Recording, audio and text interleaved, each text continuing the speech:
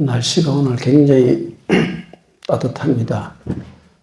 나무에 물이 오르고 이제 자연은 봄을 맞이해서 새로운 출발을 하려고 하는 것 같습니다. 우리는 이렇게 자연의 변화를 속에서 인간은 가장 이상적인 삶을 어떻게 살아갈 것인가를 생각해 볼 필요가 있습니다. 사람이 살아가는데 여러 가지 방법이 있지만 그 중에서 가장 우리가 온전한 삶, 이상적인 삶을 어떻게 사는 것이 좋은 것인가를 생각할 적에 우리의 삶은 발전을 하고 인격 완성의 길을 갈 수가 있습니다. 우리가 인격 완성이라는 것은 뭐를 뜻하는가요? 가장 행복한 삶을 위한 것이죠. 인격 완성이 거추장스럽고 이런 위세를 떨치는 그런 것이 아니라 진정한 삶의 행복을 이루기 위해서 우리는 완전한 삶, 인격 완성의 길을 가야 되겠죠. 자연은 완성된 작품입니다. 사람이 조작을 하지 않은 천진 그대로의 참모습이라고 볼 수 있죠. 이 완성된 자연을 통해서 우리는 완전한 삶, 이상적인 삶을 생각해야 되겠죠.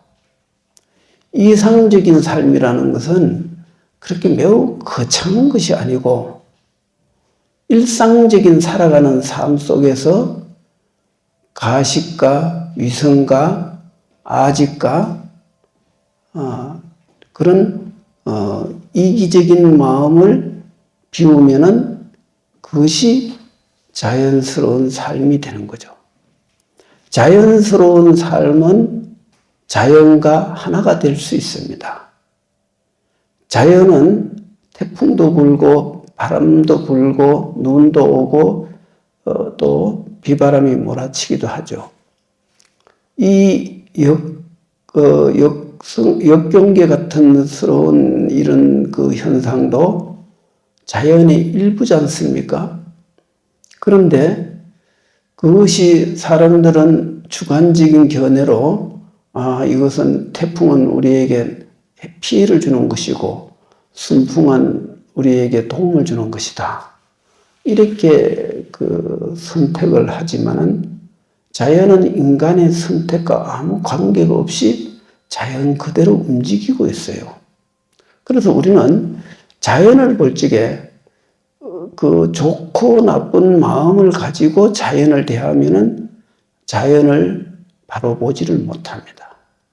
자연은 인간의 의지와 관계없이 그렇게 인연 따라 흘러가는 거예요. 그렇다면은 사람이 좀 이상적인 삶을 살기 위해서 자연스러운 삶을 살아가야 한다면은 그러면 어떻게 해야 되느냐? 사람은 두 가지 측면에서 살아가야 돼요. 완전한 자연과 같은 그런 본질적인 삶을 이해를 해야 되고, 그 다음에 두 번째, 자연의 변화와 그 봄, 여름, 가을, 겨울이 이렇게 변화가 일어나듯이 사람은 현상을 살아가는데 변화가 있어야 돼요. 변화가 없고 나의 어떤 그 기득권에 고집부리고 거기에 안주해서 변화를 거부하면 어떻게 될까요? 인류의 발전은 일어나지 않습니다. 인류의 발전뿐만 아니고 세상으로부터 뒤떨어지고 타락하게 되는 거죠. 그래서 변화를 거부한 삶은 자신을 망치는 거죠. 그래서 우리는 지킬 것과 바뀌어야 할 것을 잘 시에 적절하게 가릴 줄 알지게 그 사람은 이상적인 삶을 사는 것이다. 이렇게 볼 수 있죠. 사람은 누구나 다 행복한 삶을 바라보고 있습니다. 그런데 행복하지 못한 현상이 일어나는 것은 무엇 때문인가요? 그것은 인간의 욕망이 분수를 넘어선 경계를 바라보고 있기 때문이다. 이렇게 볼 수 있죠. 나의 분수와 내 능력과 내 한계를, 내 가진 능력의 그 한계점을 잘 알고 그 겸손하고 자비롭고 또 자기의 어떤 분에 맞는 삶을 살아간다면은 그거는 좋은 일이 있어도 좋고 나쁜 일이 있어도 좋아요. 왜? 나쁜 일이 있기 때문에 그 나쁜 거로 인해서 좋은 일을 할 수가 있습니다. 그런데 나쁜 것을 버리고 좋은 것만 취하려고 하면은 좋은 게 나빠져요. 그러면은 좋은 게 좋지 못한 결과가 된다. 이렇게 볼 수 있죠. 모든 인간이 살아가는 것은 그렇게 역설적인 면이 있는 거예요. 내가 내 자신이 바라는 대로만 된다면 그건 좋은 것이 아니에요. 그거는 인생을 타락시키는 것이다. 이렇게 볼 수 있죠. 그래서 우리는 그 본질적인 우리 자연의 어떤 본질을 이해한 바탕에서 시대에 맞는 변화를 추구해야 된다. 그래서 불교에서는 이것을 뭐라고 그러느냐 하면 진공묘유라 그래요.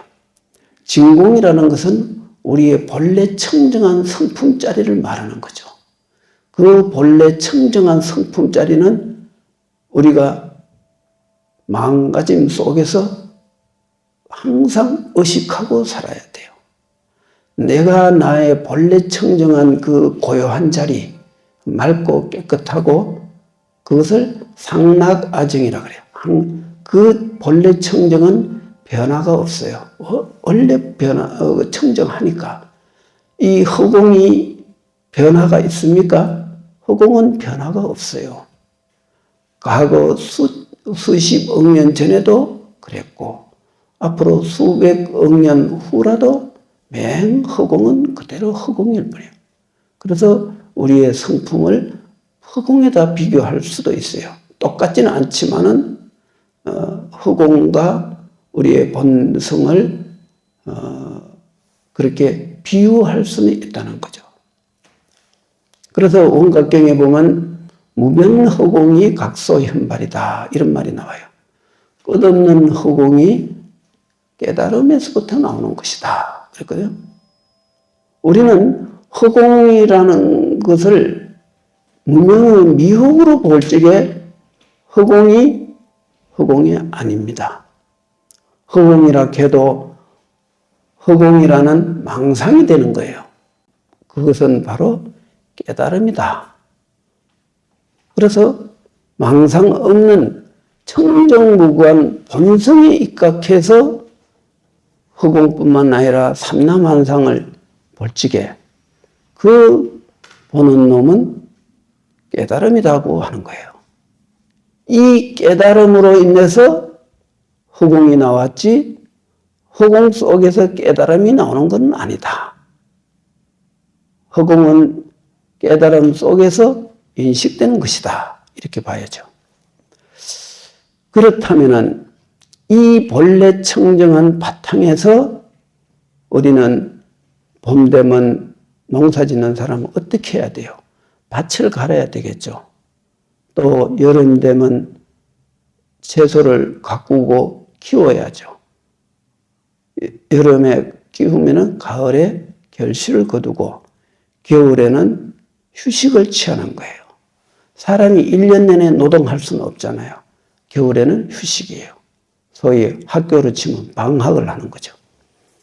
그때는 동물들은 석 달 동안 동면에 들어갑니다. 잠을 자서 에너지를 충전하는 거죠.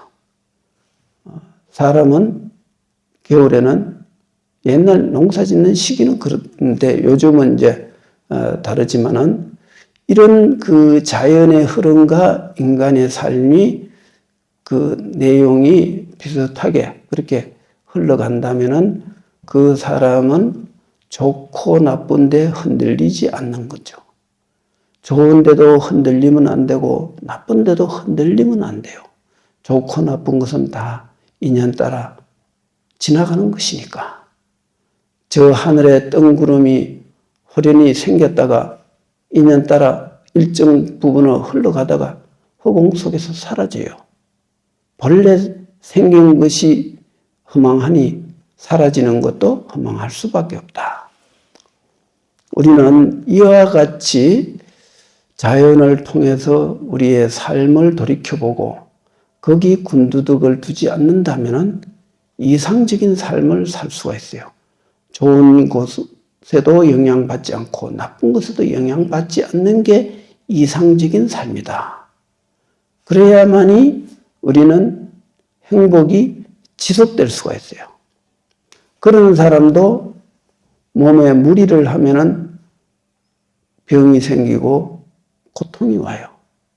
그 고통조차도 우리가 몸을 무리하게 사용했다는 하나의 그 표시를 하지 않습니까? 그렇게 이해하면 무리하지 않으면 되지 않습니까? 그래서 우리는 이 삶을 지극하고 간절하고 순수한 의식으로 살아가야 된다. 삶은 절실해야 돼요. 절실한 삶을 살아야 돼요. 왜냐? 가식으로 살거나 허망된 마음을 가지고 살아가면은 그 삶은 우리가 바라는 대로 좋은 삶을 이뤄질 수 없습니다. 삶은 절실해야 되고 절실한 삶 속에 우리의 완전한 삶이 이루어지는 거죠. 수행도 절실해야 돼요. 우리가 연불수행하고 여러 가지 그 불자로서 이렇게 기도를 하지만은 절실하지 않는 기도가 영험이 있을까요? 없어요. 가식으로 하는 기도는 더더욱이 그건 별로 도움 안 돼요. 진실한 마음으로, 절실한 마음으로 우리의 삶이 이루어져야 되고 그 기도 또한 또 수행 또한 절실하게 이루어질 적에 그 수행은 인격 완성에 큰 힘이 되는 거죠. 이제 우리 이 새해를 맞이해서 우리 다 같이 이러한 자연을 통한 이상적인 삶을 살아가기를 바라면서 오늘 2월달 법문은 마치겠습니다. 성불하십시오.